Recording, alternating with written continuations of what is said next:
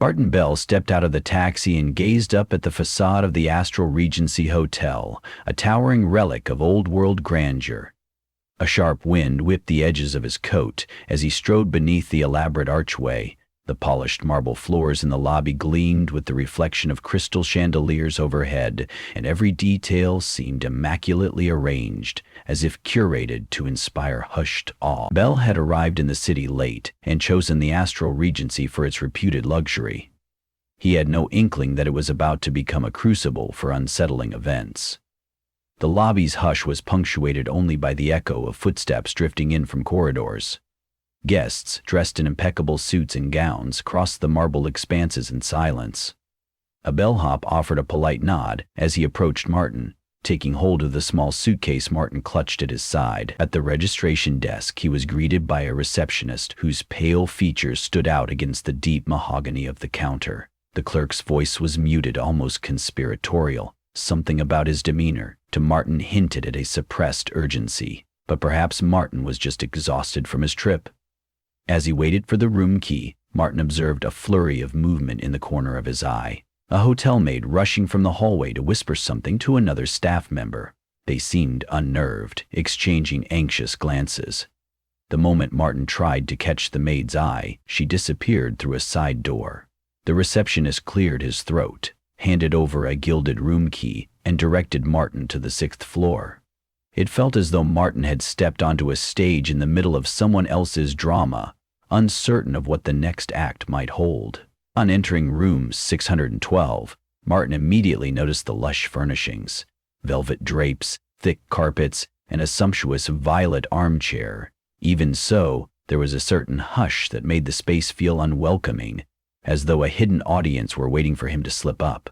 While he was accustomed to big city hotels and their veneer of polished pomp, this place felt poised, almost too perfect. He thought back to the maid's anxious expression and wondered if something behind the scenes wasn't quite right.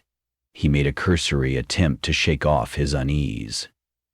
After freshening up in the luxurious bathroom, he ventured back down to the restaurant. The corridors felt overly silent. An echo of his light footsteps seemed to follow him, amplifying his sense of being watched. The restaurant itself was a tapestry of linen tablecloths and tall, tapered candles casting faint flickers on the walls. Martin ordered a simple meal and a glass of wine, hoping that some warm food and the gentle hum of discreet conversation might settle his nerves. Waiters in crisp uniforms glided between the tables, refilling glasses or delivering plated dishes with polite smiles. Everywhere he looked, impeccably dressed men and women chatted softly, their eyes darting now and again to the door. Midway through his meal, a disturbance barely noticeable to the unobservant eye rippled across the room. Two waiters rushed toward a table in the far corner where a woman had been seated alone just a moment earlier. Now, the chair was empty, a half-finished cocktail left abandoned on the embroidered tablecloth. Confusion passed between the staff as they hurriedly converged in hushed whispers. Martin glimpsed the woman's red shawl slung on the chair, as if she'd left in a hurry, yet he hadn't seen her get up. In fact, he was certain she had not left the dining hall through the main entrance. When the waiters turned to quell the rising feeling of alarm among the diners, their expressions were unnervingly calm, practiced in the art of assuaging concerns.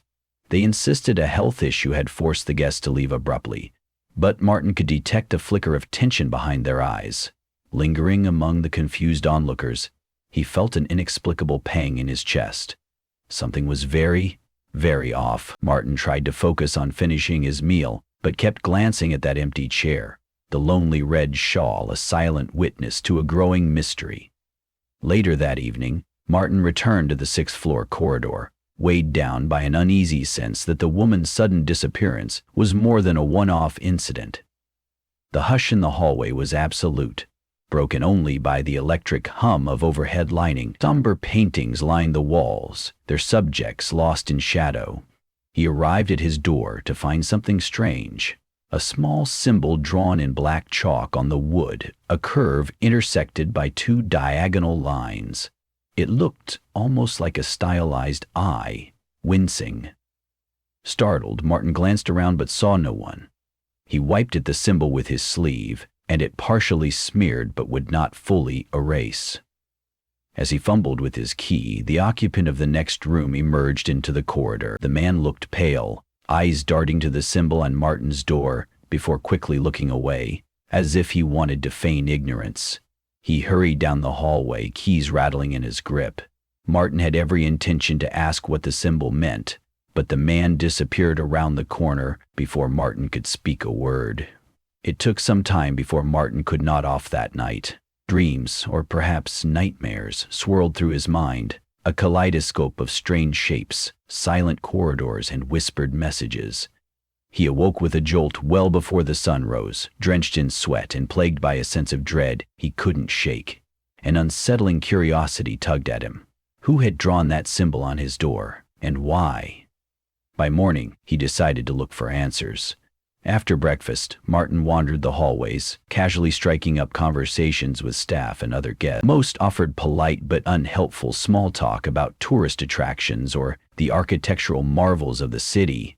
Yet whenever he edged closer to bringing up the symbol on his door or the woman's disappearance at dinner, people would freeze, drop their gaze, and mumble about pressing appointments.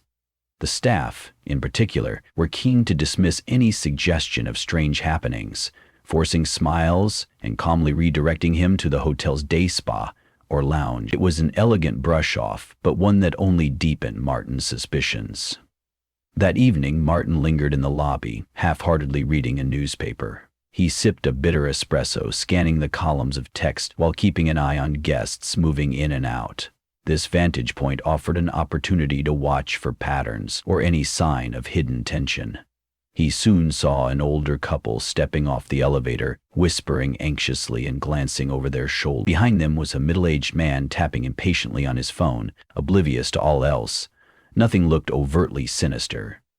Minutes later, however, a solitary figure in a dark suit hurried across the lobby and caught Martin's attention. The man was clearly not a member of the hotel staff, but he seemed to have official bearing of some sort, perhaps a private investigator or an off-duty officer. He approached the reception desk, speaking in hushed tones with the clerk. Their conversation was short, and the clerk's face tensed as he pointed toward the corridor leading to the manager's office. Martin felt the itch of curiosity again, more intense this time. He folded the newspaper under his arm, took a final sip of espresso, and rose to follow. Yet by the time he made his way to the hallway, the man in the suit was already gone. Frustrated, he marched up to the desk and asked if there was any problem. The receptionist, the same unnervingly calm individual who had checked him in, offered the same brand of unperturbed smile. "Just a routine matter, sir," he assured. "The hotel takes pride in maintaining a safe and private environment for all our guests. If you have any concerns, don't hesitate to let us know." Safe and private. The phrase echoed ominously in Martin's mind as he stepped back to reevaluate his plan. He wanted to talk to other guests, but found them politely evasive. He wanted to corner a staff member and demand answers, but their polished demeanor and carefully guarded expressions told him that might achieve nothing. Instead, he made a discreet trip to the deserted corridor that led to the offices, hoping for clues. After a moment's hesitation, Martin pressed his ear to the wooden door of the manager's office. Through the thick grain, he could hear faint, urgent voices. He couldn't make out the actual words, but the tone was frantic, the kind of hush that signifies something is truly amiss. As the night progressed, Martin felt a craving for fresh air and made his way to a small balcony near the end of his floor. The city lights sparkled below, but the height made him dizzy with the same swirling anxiety he'd felt since arriving. A mild breeze tugged at the edges of his jacket, prompting goosebumps along his forearms. Just as he began to gather his thoughts, he heard a muffled scream from somewhere inside the hotel. The sound was high and sharp, lasting only a moment before it cut off abruptly. Heart hammering, Martin rushed back through the door and into the corridor. He sprinted in the direction where he thought the scream originated, somewhere near room 618, or maybe 619.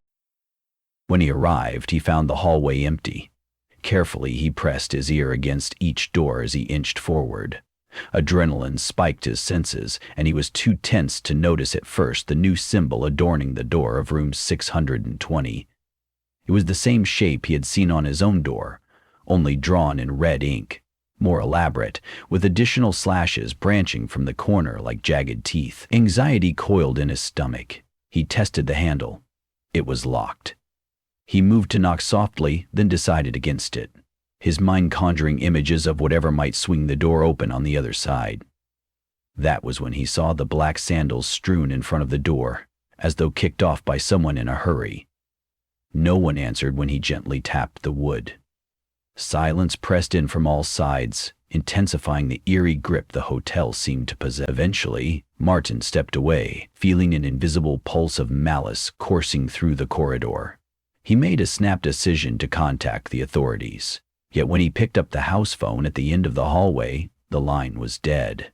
A passing staff member, tall, imposing, and curiously expressionless, apologized for maintenance issues before vanishing down an adjoining corridor.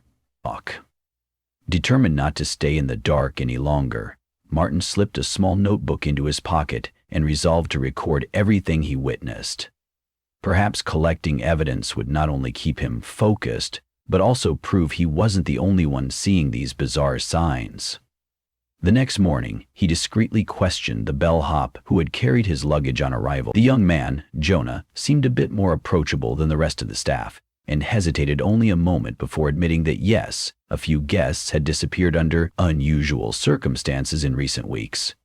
Martin felt electric relief. "So I'm not imagining things," he pressed, leaning closer. "Why is everyone pretending nothing's wrong?" Jonah's face flickered with apprehension. He glanced around to ensure no one was eavesdropping, then lowered his voice. "There are rumors the hotel is cursed. Not haunted exactly, but cursed," he explained, voice trembling with unease. "They come for you when you see too much. That's what the elders say. I know it sounds crazy. Most of the staff pretend it's not happening because," he trailed off, swallowing hard. "They're afraid to speak. These vanishings started a few months ago. It's always the same pattern. One day, there's a strange symbol on your door, and the next, you're gone." "Who are they? And what's the symbol mean?" Martin demanded. Jonah shook his head and backed away, his fear intensifying.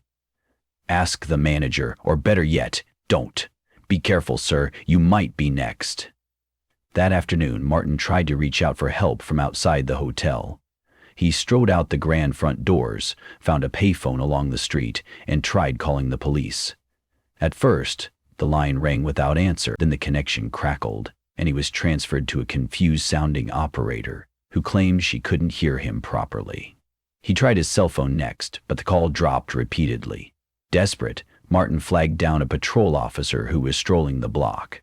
He explained the vanishings, the strange symbols, the cryptic silence.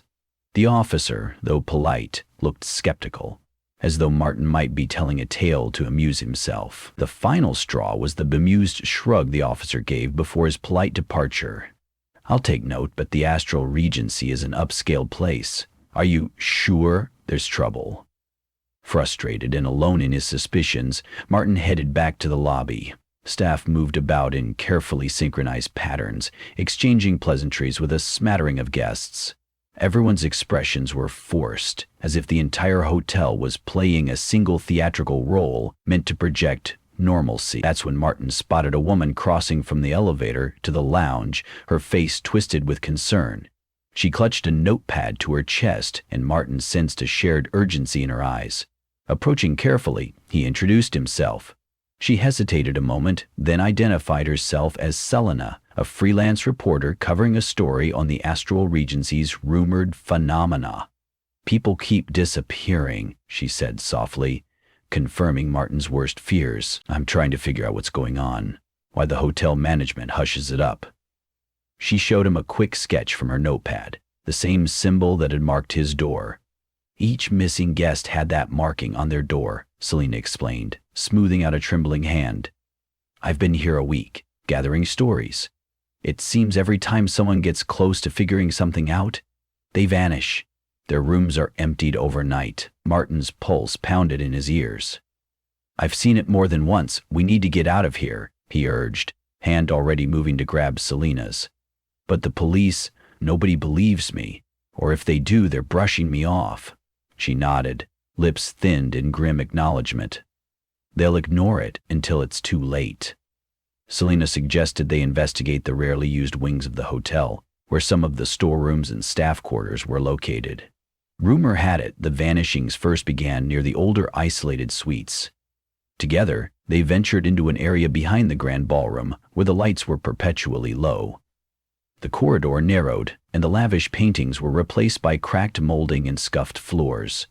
Here, the hush was deeper, laced with the sensation of trespass.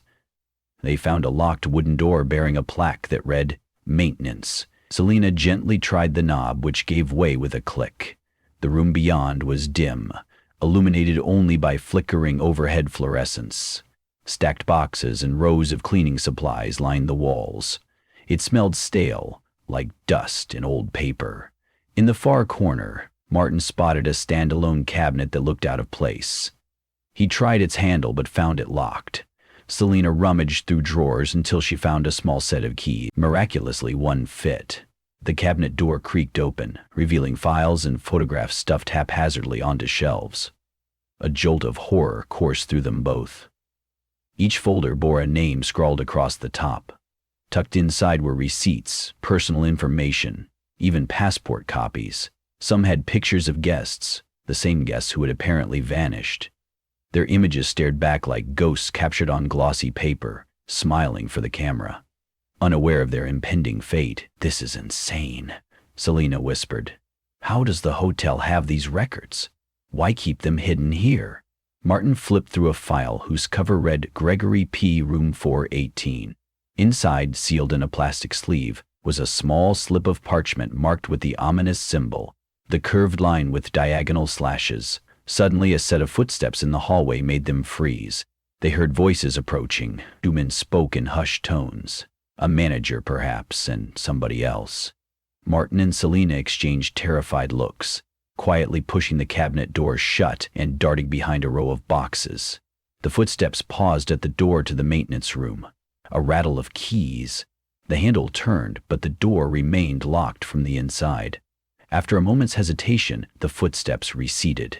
Martin let out a shaky breath, his heart hammering as he realized how close they'd come to being discovered. They didn't stay long after that. Slipping out once the corridor was empty, Martin and Selina rendezvoused in Selina's room to pore over the handful of files they had managed to grab. The deeper they delved, the more horrifying the scope. Each file chronicled the last known movements of a guest, dinner reservations, spa appointments, the time they checked in. Scribbled notes indicated pain, distress, or confusion right before they vanished. One cryptic phrase appeared repeatedly: "The door must be marked." Selina's eyes flicked toward Martin's. "They're choosing whom to mark," she said, voice trembling. "But for what? A sacrifice? A ritual? Or is it something else entirely?" Suddenly, the lights in her room flickered, then died, plunging them into near darkness.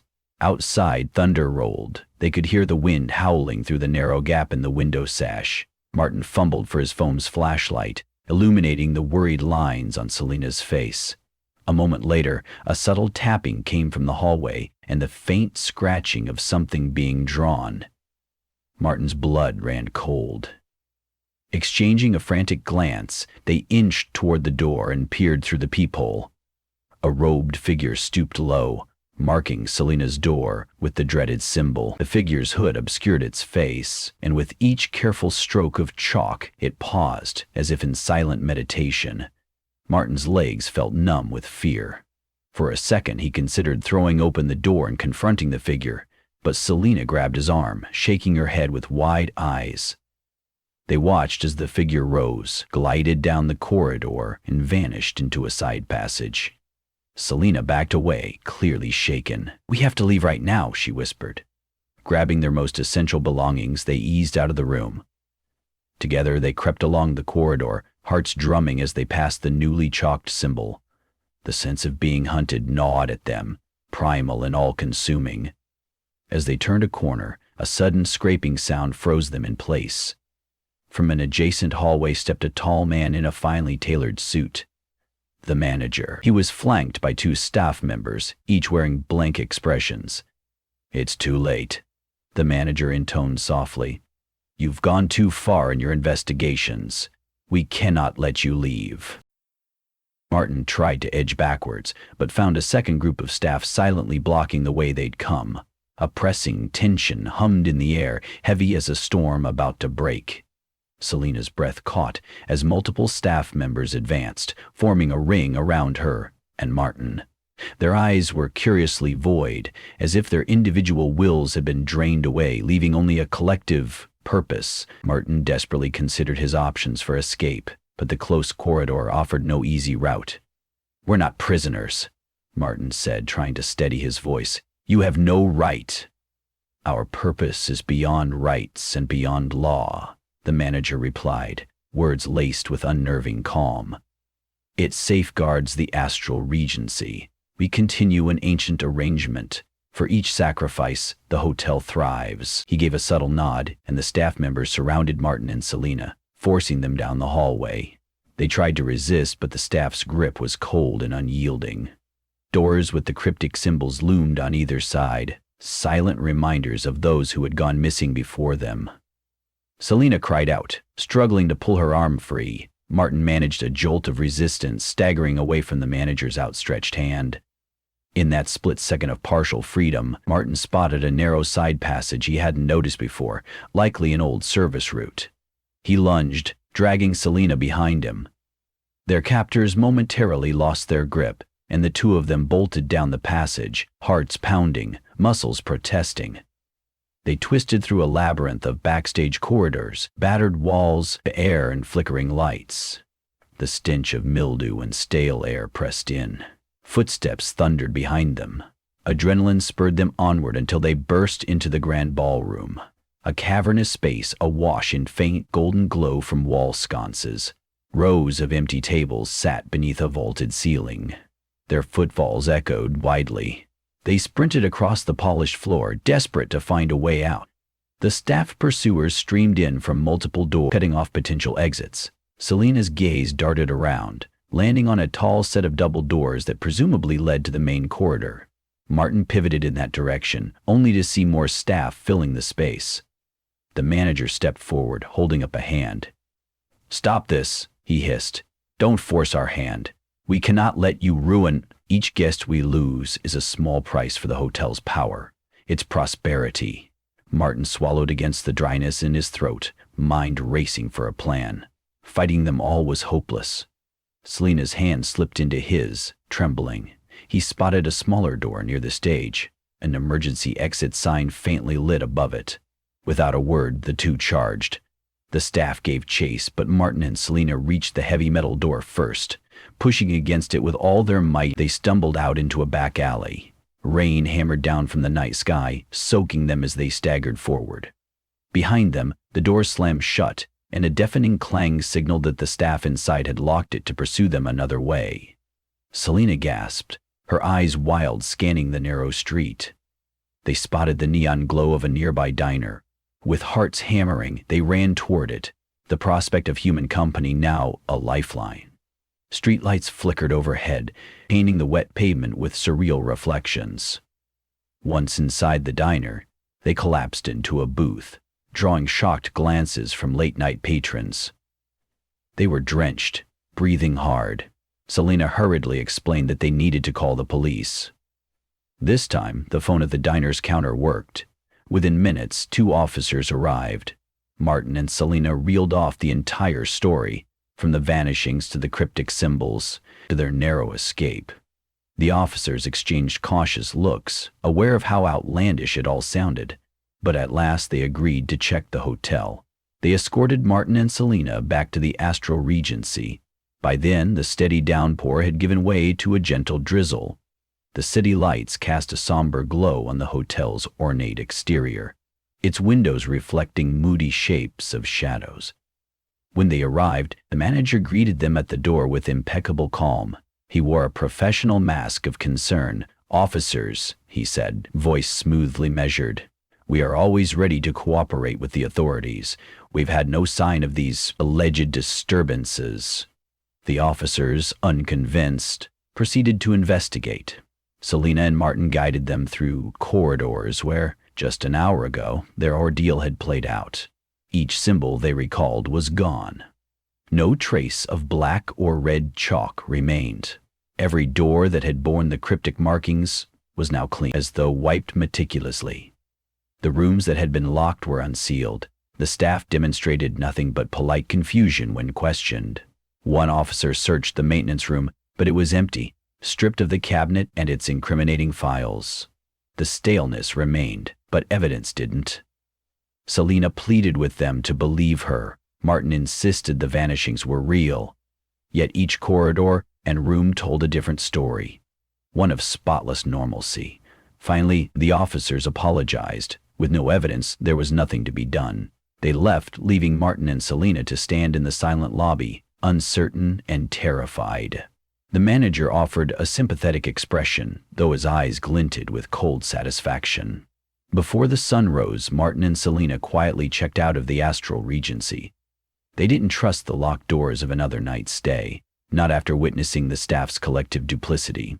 A lone taxi idled near the curb, headlights cutting through the thinning mist. Martin took one last look at the imposing structure as he climbed in, noting how its lights burned fiercely against the dark sky, as if feeding on the hushed secrets housed within. Minutes later, the taxi rumbled away from the curb. Selina closed her eyes, exhaling a shuddery sigh. Drained from the ordeal, they clung to one another in weary relief. They had escaped the hotel's clutches, but the memory lingered like a dark stain. Martin wondered if the place would draw in new victims, curious travelers attracted by its refined splendor, only to vanish behind doors marked with strange symbols. He felt a pang of guilt at leaving without shutting down the root cause of the horrors. Yet how could they fight an entity so carefully veiled? As dawn broke, the city's skyline glowed faintly, and Martin realized the images would haunt him for a long time. The cryptic sign on his door, the vanished woman's red shawl, and the hushed footsteps in corridors that slipped away into darkness. The Astral Regency Hotel was no ordinary establishment. It thrived behind the facade of polished marble and crystal chandeliers, sustained by the silent terror it sowed. Without proof, Martin could only rely on the faint hope that someone, another inquisitive guest, a braver investigator, might one day gather enough evidence to expose the truth. For now, he and Selina took comfort in their fragility, knowing that, out of so many marked doors and vanished souls, they had managed to slip away. Perhaps that knowledge would grant them peace, or perhaps it would never feel like enough. In the trembling light of early morning, they left behind the Astral Regency with hearts still pounding, determined to speak up, even if the world refused to believe. The wind carried a last echo of that foreboding hush, whispering that while they might have escaped, the dark secret of that elegant hotel would continue to wait for the next unsuspecting arrival.